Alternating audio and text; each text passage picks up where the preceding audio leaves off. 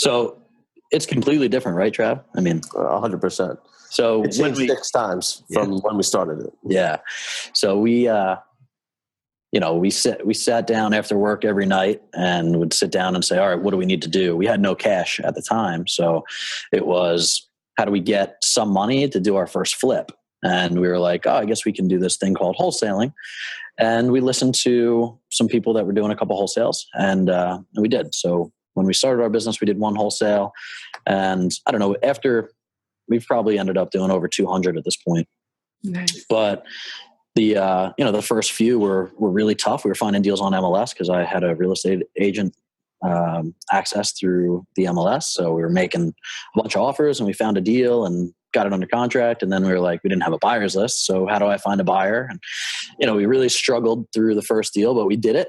We closed it. I still remember the address. It was $16,000 wholesale fee that we made.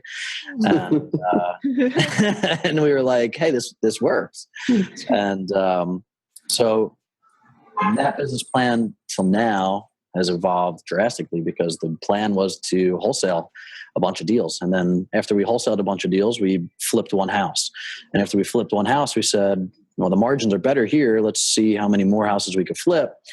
But it's a cash intensive business, right? So it's hard to do volume. So we were kind of doing a hybrid model of we'll wholesale some deals and we'll see how many deals we could flip. We flipped one deal, and then the next year we probably flipped 2. And then the third year we maybe did 4.